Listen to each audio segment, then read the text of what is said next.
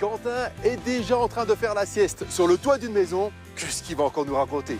Je vous laisse, j'ai encore 20 minutes de marche. Mais vous savez, Jacques, on est au 21e siècle. Aujourd'hui, il n'y a plus aucune raison de faire des efforts. D'ailleurs, est-ce que vous me croyez si je vous dis qu'en Belgique, il y a une entreprise qui propose de construire des maisons avec des robots, avec les fameux drones. D'ailleurs, ils amènent même à boire quand on a soif. Et ça tombe bien. Par ici, par ici, par ici. Encore un tout petit effort. Allez, hop. Et voilà. Merci, patron. Service à domicile, c'est bien pratique. Vous devez refaire votre toiture avant l'hiver, mais vous avez la flemme. Alors il vous suffit d'appeler Titan.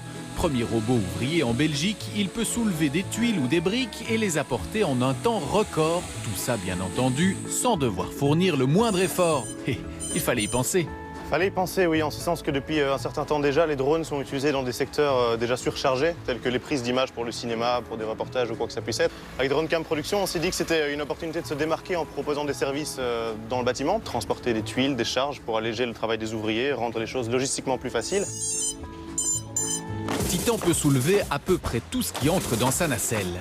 Des briques, des tuiles, pour autant que le poids total à chaque vol ne dépasse pas les 3 kilos. Grâce à cet ouvrier volant, Carlos ne doit même plus descendre de l'échafaudage pour aller chercher son matériel. Un gain de temps extraordinaire. Ah, c'est tout à fait fantastique. Enfin, une solution qui nous permet de nous soulager. Ça fait des mois que je travaille avec eux. Grâce à eux, je n'ai plus mal au dos. Ils me montent des poids de 2-3 kilos, ce qui est tout à fait parfait pour nous. Ça nous donne une flexibilité dans le travail et une rapidité, donc c'est tout à fait parfait. En plus, Titan peut se rendre presque partout. Si son pilote le perd de vue, il lui suffit alors de regarder ce petit écran. Comme vous pouvez le voir, on a le retour direct sur ce que voit le drone, ce qui me permet de l'envoyer directement sur le toit, quelles que soient les charges que je transporte, sans avoir forcément un visuel du drone. Je peux l'envoyer de part et d'autre de la toiture pour assister au travail des ouvriers, sans que je ne doive être à proximité immédiate. Tuile par tuile, Titan enchaîne les allers-retours avec une agilité et une précision déconcertantes.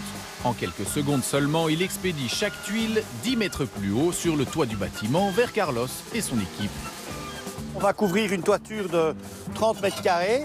Ça correspond grosso modo à 570 tuiles. Donc ces drones vont nous apporter une charge de 1 tonne 300 qu'on ne devra pas porter. Et donc ça va nous faciliter la vie.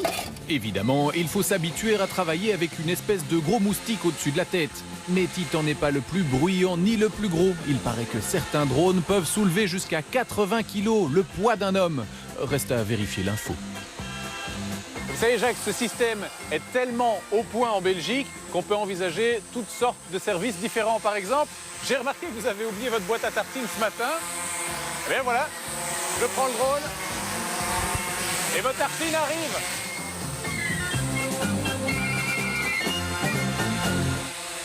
Un drone pour alléger les travaux manuels, est-ce de l'info ou de l'intox?